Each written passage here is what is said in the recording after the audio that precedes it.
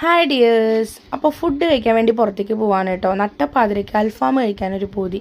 നട്ടപ്പാതിര എന്ന് പറഞ്ഞാൽ നട്ടപ്പാതിര തന്നെയാണ് കേട്ടോ. 12 മണിയൊക്കെ കഴിഞ്ഞിട്ടുണ്ട് കേട്ടോ. അപ്പോൾ എവിടെയെങ്കിലും കട തുറന്നിട്ടുണ്ടാവുമോ എന്ന് വിചാരിച്ചിട്ട് ഞാനും എൻ്റെ കെട്ടുവനും കൂടിയും പുറത്തേക്ക് ഇറങ്ങിയിട്ടുണ്ട് കേട്ടോ. നല്ല ഇരുട്ടുമായിരുന്നു, നല്ല തണുപ്പായിരുന്നു കേട്ടോ. അപ്പോൾ അതാണ് ഞാനിങ്ങനെ കെട്ടിപ്പിടിച്ചിരുന്ന് പോണത്, അല്ലാതെ സ്നേഹം കൊണ്ടൊന്നല്ല കേട്ടോ. ആരും തെറ്റിദ്ധരിക്കരുത് ഗൈസ്. അതാ ഒരു കട തുറന്നിട്ടുണ്ടായിരുന്നു, അതിൻ്റെ മുന്നിൽ ഒരു പട്ടി ഉണ്ടായിരുന്നു, വേറെ ആരും ഉണ്ടായിരുന്നില്ല. പിന്നെ കടയിലുള്ള 2 ചേട്ടന്മാരും ഉണ്ടായിരുന്നു കേട്ടോ. അപ്പോൾ അത് ആ ചേട്ടൻ അണ്ടാവ് വടിച്ചിട്ടാണ് കേട്ടോ മാവ് എടുക്കുന്നത്. അൽഫാമൊന്നും ഞങ്ങൾക്ക് കിട്ടിയില്ല. അൽഫാമില്ലെങ്കിൽ വേണ്ട, ദോശയെങ്കിൽ ദോശ എന്ന് പറഞ്ഞിട്ട് 2 ദോശ ഓർഡർ ചെയ്തു.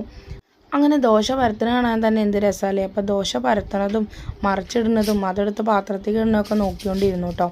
ഇച്ചുകൂട്ടനെ അവിടെ ഇരുത്തിയിട്ടാണ് പോന്നിട്ടുള്ളത്. അവ ഉറങ്ങിയിട്ടൊന്നുമില്ല. അവൻ ഉറങ്ങാൻ എന്തായാലും 12-1 മണിയാവും. പക്ഷെ അവനെ ഈ രാത്രി കൊണ്ടുവന്നാൽ ശരിയാവില്ല. അവനവിടെ ഇരുത്തിയിട്ടാണ് കേട്ടോ പോന്നിട്ടുള്ളത്.